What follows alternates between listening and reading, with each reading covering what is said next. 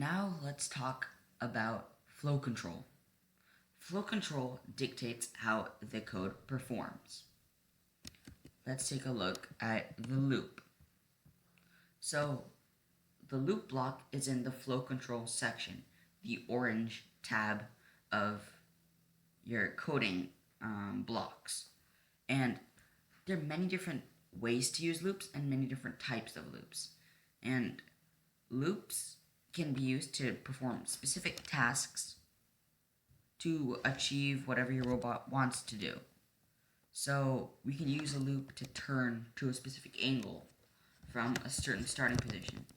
But let's take a look at a few important examples of loops that our team uses in our FLL season.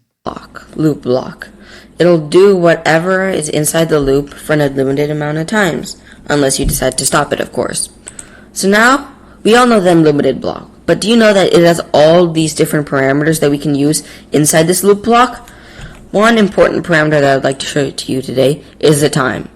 What'll happen inside this loop block, meaning that this block will loop on for a certain amount of times.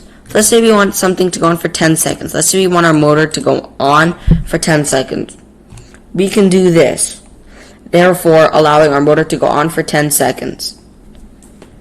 It's very useful if you're doing multiple operations that don't have the time command in them, which allows you to use the time command in the loop to dictate the time. Now, we'd like to talk to you about count. Count means that this loop will go through the number of counts until it satisfies a number of counts. So now it will be going through 10 times. 50, 90, 90, 1000. And now perhaps the most important of them all, I'll show you motor rotation. Motor rotation, we have three types of values. We can get the degrees, the rotations, and the current power. So let me just go there. So let's suppose we want our robot to go on for a certain amount of degrees, or we want our robot to perform a task for a certain amount of degrees. So let's say we want to go 1000 degrees. I always prefer, if it's a positive number, to use greater than or equal to's. It's just my personal preference.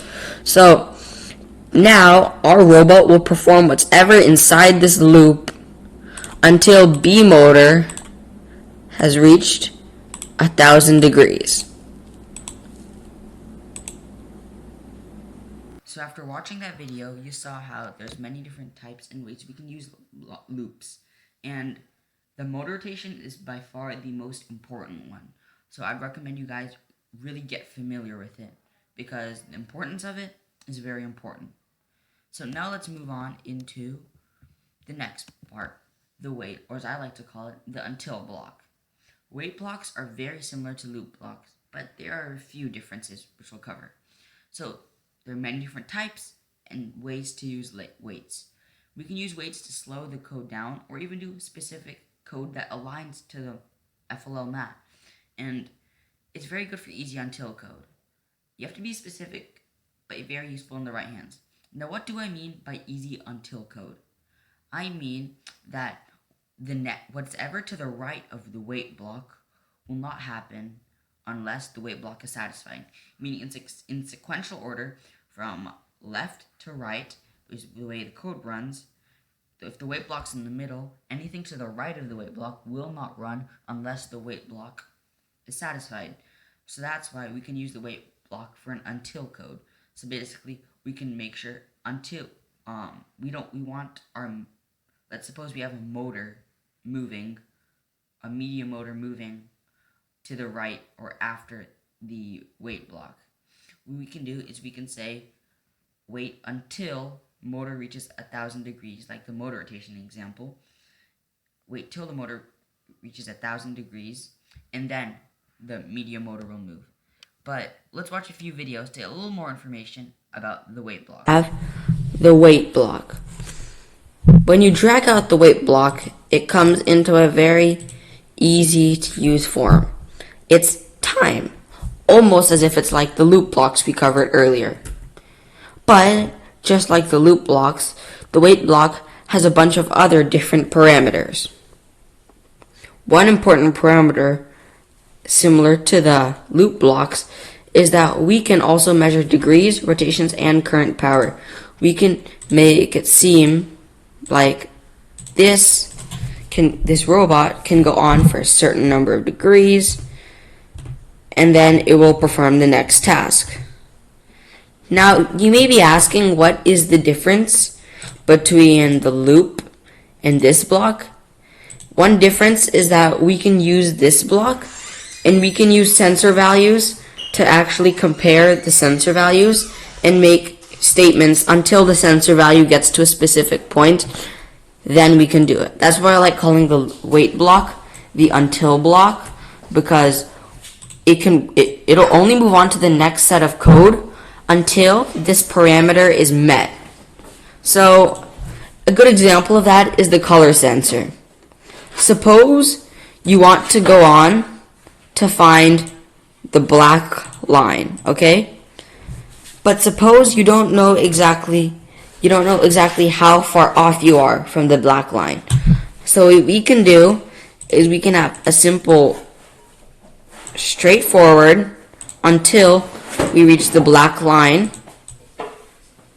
And once we arrive at the black line, then our robot will stop, therefore giving us a sense of location. And this block, the stop block, will only happen once this value is satisfied and once we reach this black color. We can also do this with reflected light intensity. I personally prefer reflected light intensity only because reflected light intensity can give us more values for black and white lines, but we'll go into more detail with that later in our color sensor video. Wait blocks. There are many different parameters. We can use color, we can have color sensor, we can have time, we can do a bunch of different parameters. Now, you may be asking, what's the difference between the wait block and the loop block? They're both similar, but the main difference between the wait block and the loop block is that the loop block loops what's going on in the middle of the thing. So you may have the motor loop on for 1,000 degrees, or a wait block for the motor to go on until 1,000 degrees. But the thing about the loop block is that it keeps on looping that same piece of code inside, rather than the wait block. It only happens once, and that's before the wait block. And it tries to satisfy the value of the wait block. And that's the main difference between the wait block and the loop block. So now, let's take a quick break